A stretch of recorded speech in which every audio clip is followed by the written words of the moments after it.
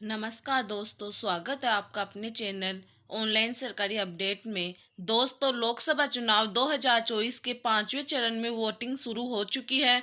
दोस्तों, आज की वीडियो में हम जानेंगे कि 5वें चरण में किस पार्टी को कितनी सीटें मिली है और किसको लगने वाला है बड़ा झटका। जानने के लिए बने रहिए वीडियो पर अंत तक। दोस्तों, हमारे देश में लोकसभा की कुल 543 सीटें हैं और इन सीटों पर 7 चरणों में वोटिंग होती है, जिसमें से 5 चरणों में वोटिंग समाप्त हो चुकी है, जिसका मतलब यह है कि अभी तक आधे से ज्यादा चुनाव खत्म हो चुका है। अब चुनाव के अंतिम दौर में है, जिसमें मात्र 2 ही चरणों में वोटिंग होना शेष रह गई है। दोस्तों, इन 5 चरणों में ही पता चल जाएगा कि इस बार किसकी बनेगी सरकार, कौन बनेगा हमारा अगला प्रधानमंत्री। दोस्तों, आपको क्या लगता है कि इस बार प्रधानमंत्री कौन बनेगा? क्या वह नरेंद्र मोदी जी होंगे या फिर राहुल गांधी जी होंगे? कमेंट बॉक्स में अवश्य हमें बताइएगा। तो चलिए दोस्तों, 5वें चरण के ओपिनियन पोल के बारे में हम जानेंगे कि किसकी बनने जा रही है इस बार सरकार। तो दोस्तों, वीडियो शुरू करने से पहले आपसे एक छोटी सी निवेदन है कि हमारे चैनल पर नए हैं तो चैनल को सब्सक्राइब जरूर से कर लीजिएगा और बेल आइकन को जरूर से प्रेस कीजिएगा। यदि वीडियो पसंद आए तो एक लाइक अवश्य कर दीजिएगा। तो चलिए दोस्तों, सबसे पहले हम बात करते हैं कि उत्तर प्रदेश के बारे में। दोस्तों, उत्तर प्रदेश में लोकसभा की कुल 80 सीटें हैं। ऐसे माना जाता है कि पार्टी उत्तर प्रदेश में बहुमत बना लेती है तो अक्सर केंद्र में उसी की सरकार बनती है। इस बार उत्तर प्रदेश में बीजेपी पार्टी के खाते में 42 सीटें आ रही है, तो वही दूसरी ओर इंडिया गठबंधन के खाते में 38 सीटें जाती हुई नजर आ रही है। दोस्तों, उत्तर प्रदेश को बीजेपी का वह घर माना जाता है, क्योंकि पिछले लोकसभा चुनाव में बीजेपी के खाते में उत्तर प्रदेश की 64 सीटें आई थी, परंतु इस बार उत्तर प्रदेश में बीजेपी की सीटें काफी गिरती हुई नजर आ रही है। इसी के साथ में दोस्तों, अब हम बात करते हैं महाराष्ट्र राज्य के बारे में। महाराष्ट्र उत्तर प्रदेश के बाद में सबसे ज्यादा लोकसभा सीटों वाला राज्य है। महाराष्ट्र में लोकसभा की कुल 48 सीटें हैं, जिसमें से बीजेपी पार्टी के खाते में मात्र 16 सीटें हुई जाती हुई नजर आ रही है। वहीं दूसरी ओर इंडिया गठबंधन के खाते में 3 सीटें आने का अनुमान बताया जा रहा है। दोस्तों, वैसे तो पिछले लोकसभा चुनाव में बीजेपी के खाते में यहाँ पर सीटें ज्यादा आए थे, परंतु इस बार शिवसेना के अध्यक्ष का उद्धव ठाकरे, जो कि इंडिया एयरलाइंस का एक हिस्सा है, जिसके कारण बीजेपी की सीटें महाराष्ट्र में कम हो गई है। तो दोस्तों, इसी के साथ में अब हम बात करते हैं पश्चिमी बंगाल के बारे में। पश्चिमी बंगाल में लोकसभा की कुल 42 सीटें मौजूद है, जिसमें से बीजेपी की पार्टी के खाते में 8 सीटें जाती हुई नजर आ रही है। वही और दूसरी ओर गठबंधन सरकार के खाते में 4 सीटें जाने का अनुमान है। दोस्तों, पश्चिमी बंगाल में ममता बनर्जी की पार्टी डीएमएससी के खाते में 30 सीटें जाती हुई दिखाई दे रही है। तो वैसे तो ममता बनर्जी इंडियन एयरलाइंस की एक हिस्सा है, परंतु वे पश्चिमी बंगाल में अकेले ही चुनाव लड़ रही है और यहाँ पर भारी मतों से अपनी सरकार बनाती हुई दिखाई दे रही है। तो चलिए दोस्तों, अब हम बात करते हैं देश के अगले राज्य बिहार के बारे में। बिहार में लोकसभा की 40 सीटें मौजूद है, जिसमें से बीजेपी पार्टी के खाते में 15 सीटें जाती हुई नजर आ रही है। तो वही दूसरी ओर इंडिया एयरलाइंस के खाते में 24 सीटें आने का अनुमान है। दोस्तों, बिहार में भी बीजेपी पार्टी इंडिया गठबंधन में से हारती हुई नजर आ रही है। तो चलिए दोस्तों, इसी के साथ में अब हम बात करते हैं तमिलनाडु राज्य के बारे में। तमिलनाडु में लोकसभा की कुल 39 सीटें मौजूद है, जिसमें से इंडिया गठबंधन के खाते में 38 सीटें जाती हुई नजर आ रही है। तो वही दूसरी ओर भाजपा गठबंधन अपना खाता तक नहीं खोल पाए हैं। तमिलनाडु में बीजेपी पार्टी के खाते में एक भी सीट नहीं आई है। तो चलिए दोस्तों, इसी के साथ में अब हम बात करते हैं मध्य प्रदेश राज्य के बारे में। मध्य प्रदेश में लोकसभा की कुल 29 सीटें मौजूद है, जिसमें से बीजेपी पार्टी के खाते में 16 सीटें जाती हुई नजर आ रही है। तो वही दूसरी ओर इंडिया गठबंधन के खाते में 13 सीटें जाती हुई नजर आ रही है। दोस्तों, पिछले लोकसभा चुनाव के मुकाबले मध्य प्रदेश में भी बीजेपी की सीटें काफी कम होती हुई नजर आ रही है। दोस्तों, अभी तक के ओपिनियन पोल को देखते हुए ऐसा लग रहा है कि इस बार बीजेपी की सरकार शायद ही बन पाए और शायद ही नरेंद्र मोदी जी प्रधानमंत्री इस बार बन पाए, क्योंकि हर एक राज्य में बीजेपी की सीटें गिरती हुई नजर आ रही है। तो चलिए दोस्तों, इसी के साथ में अब हम बात करते हैं कर्नाटक राज्य के बारे में। कर्नाटक में लोकसभा की कुल 28 सीटें मौजूद है, जिसमें से 14 सीटें भाजपा गठबंधन एनडीए के खाते में, तो वही 14 सीटें इंडिया गठबंधन के खाते में जाती हुई नजर आ रही है। तो दोस्तों, इसी के साथ में अब हम बात करते हैं गुजरात राज्य के बारे में। गुजरात में लोकसभा की कुल 26 सीटें मौजूद है, जिसमें से बीजेपी पार्टी के खाते में 18 सीटें जा रही है, तो वही दूसरी ओर 8 सीटें इंडिया गठबंधन के खाते में जाने का अनुमान है। दोस्तों, गुजरात को बीजेपी पार्टी का घर माना जाता है। ऐसा माना जाता है कि गुजरात में बीजेपी पार्टी हराना असंभव है, क्योंकि प्रधानमंत्री नरेंद्र मोदी जी और अमित शाह है, दोनों ही गुजरात से आते हैं और ऊपर से नरेंद्र मोदी जी गुजरात के मुख्यमंत्री भी रह चुके हैं। इसी के चलते गुजरात में भाजपा हमेशा से जीतती आई है। दोस्तों, इस बार भाजपा भारी मतों से गुजरात को अपने नाम कर रही है, परंतु दोस्तों इस बार गुजरात में बीजेपी की सीटें काफी नीचे गिरती हुई नजर आई है, क्योंकि लोकसभा चुनाव 2019 में गुजरात में बीजेपी ने लगभग 24 सीटें अपने नाम की थी, तो वही इस बार में बीजेपी के खाते में चुनाव में मात्र 18 सीटें ही सामने आई है। तो चलिए दोस्तों, इसी के साथ में अब हम बात करते हैं देश के अगले राज्य राजस्थान के बारे में। दोस्तों, राजस्थान में लोकसभा की कुल 25 सीटें मौजूद है,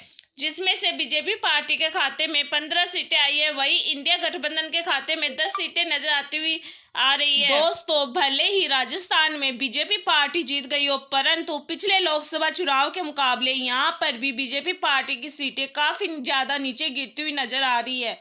तो चलिए दोस्तों, इसी के साथ में अब हम बात करते हैं आंध्र प्रदेश के बारे में। दोस्तों, आंध्र प्रदेश में लोकसभा की कुल 25 सीटें हैं, जिसमें से बीजेपी पार्टी के खाते में 8 सीटें और इंडिया गठबंधन के खाते में मात्र 2 ही सीटें जाने का अनुमान बताया जा रहा है। दोस्तों, आंध्र प्रदेश में सबसे ज्यादा सीटें अन्य पार्टी के खाते में जाती हुई नजर आ रही है। तो चलिए दोस्तों, इसी के साथ में अब हम बात करते हैं केरल राज्य के बारे में। केरल में लोकसभा की कुल 20 सीटें मौजूद है, जिसमें से इंडिया गठबंधन की 20 सीटें जाती हुई नजर आ रही है, तो वही बीजेपी पार्टी के खाते में एक भी सीटें नहीं आई है।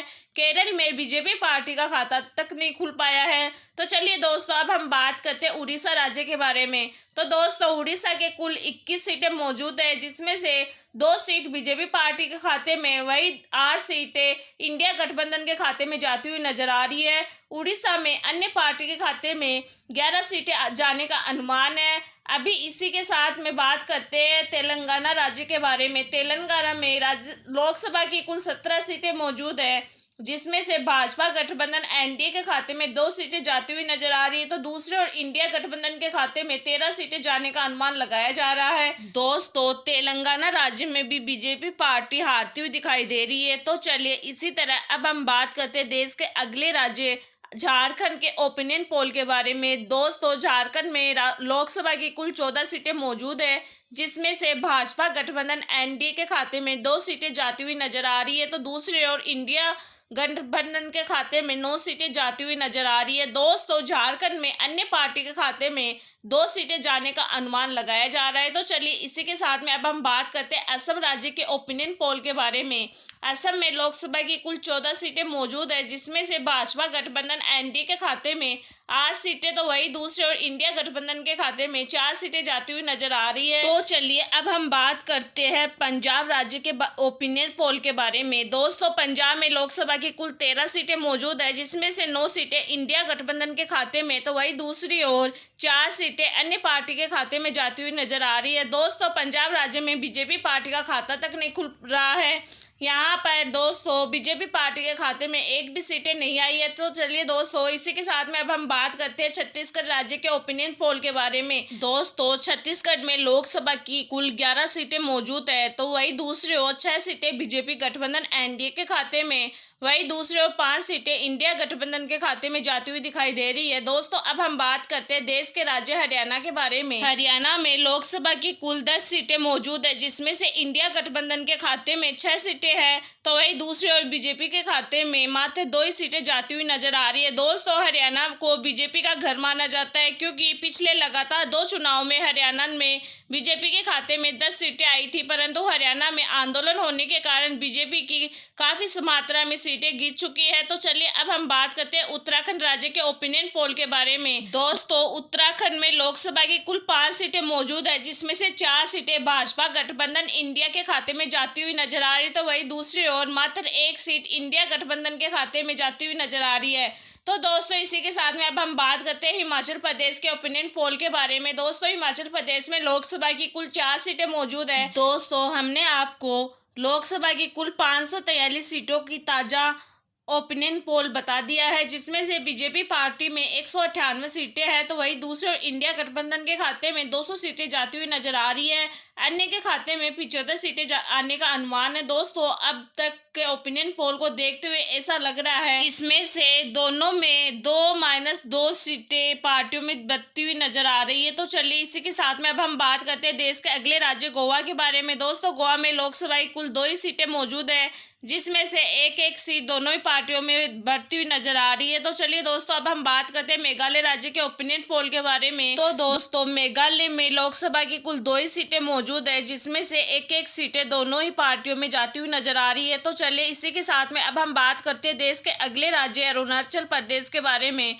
दोस्तों, अरुणाचल प्रदेश में लोकसभा की कुल 2 सीटें मौजूद है, जिसमें से एक सीट बीजेपी गठबंधन एनडीए के खाते में, तो दूसरी सीट इंडिया गठबंधन के खाते में जाती हुई नजर आ रही है। तो चलिए दोस्तों, इसी के साथ में अब हम बात करते हैं त्रिपुरा राज्य के बारे में। दोस्तों, त्रिपुरा में लोकसभा की कुल 2 सीटें मौजूद है और यहाँ के दोनों ही सीटें भाजपा गठबंधन एनडीए के खाते में जाती हुई नजर आ रही है। तो चलिए इसी के साथ में अब हम बात करते हैं मणिपुर राज्य के बारे में। दोस्तों, मणिपुर में लोकसभा की कुल 2 सीटें मौजूद है और यहाँ पर भी दोनों सीटें इंडिया गठबंधन के खाते में जाती हुई नजर आ रही है। दोस्तों, पिछले लोकसभा चुनाव में मणिपुर की दोनों सीटें भाजपा गठबंधन एनडीए के खाते में गई थी, परंतु इस बार मणिपुर में काफी हिंसा बढ़ गई है, जिसके चलते मणिपुर की जनता ने यहाँ से पलायन कर लिया था और यही कारण है कि जिसकी वजह से चुनाव में बीजेपी के खाते में मणिपुर की एक भी सीट नहीं आई है। तो चलिए दोस्तों, इसी के साथ में अब हम बात करते हैं मिजोरम राज्य के बारे में। दोस्तों, मिजोरम में एक सीट है